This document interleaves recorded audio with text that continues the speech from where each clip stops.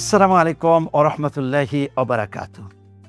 সুপ্রিয় দর্শক, আপনারা দেখছেন এনসিসি ইসলামিকের সৌজন্যে নগদ ইসলামিক নিবেদিত বরকতের পথে।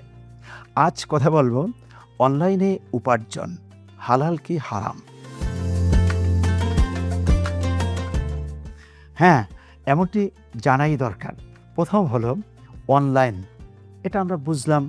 তার মানে হলো আজকে ভার্চুয়ালি কথা বলি, এভাবে ভার্চুয়ালি বিজনেস করা যায়। আসলে সবটাই গড়ে হালাল, সবটাই গড়ে হারাম, এর কোনোটাই বলা ঠিক হবে না। আমি ভেঙে দিচ্ছি। যদি এটা জুয়া হয় তাহলে কথাটার মধ্যেই তো আছে খারাপ কিছু। জুয়া মানে খারাপ। অতএব অনলাইনে যদি জুয়া হয় কোনোভাবেই এটা জায়েজ হবে না, হবে না, হবে না।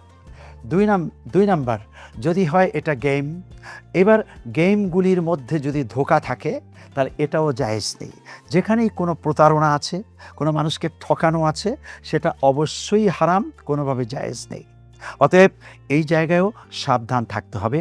বর্তমানে মোবাইলের মাধ্যমে এবং আমাদের সোনার সন্তানেরা বিভিন্ন পদ্ধতিতে কিন্তু এই খেলাধুলাগুলো করছে।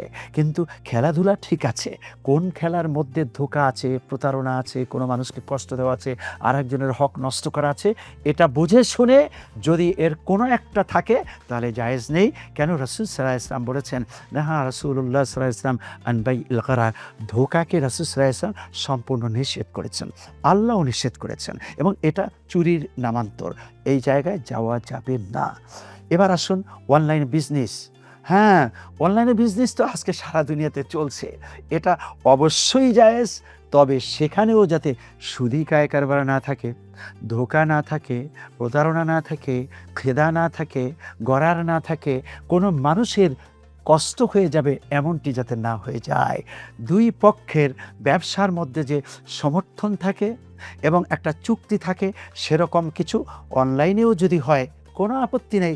অনলাইনে আপনি কোরবানির গরু কিনতে পারতেছেন, অনলাইনে আপনি জমি বেচা কেনা করতে পারতেছেন, আপনি ফ্ল্যাট বেচা কেনা করতে পারতেছেন।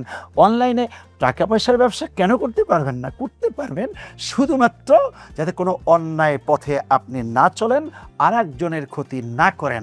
এসব কিছু বুঝে যদি আমরা চলি তাহলে অনলাইন দোষের কিছু নয়। ইভেন এখন আমি কথা বলছি এটাও কিন্তু ভার্চুয়ালি, অনলাইনেই আপনাদের কাছে আমার কথাগুলো ছড়িয়ে যাবে। সেখানে কোরআনের কথা বলছি, হাদিসের কথা বলছি, মাসালার কথা বলছি, শরীয়তের কথা বলছি, জীবনকে সুন্দর করার কথা বলছি, জান্নাতে যাওয়ার কথা বলছি। অসুবিধা কি? অনলাইন বলতেই গড়ে হারাম বলবো না।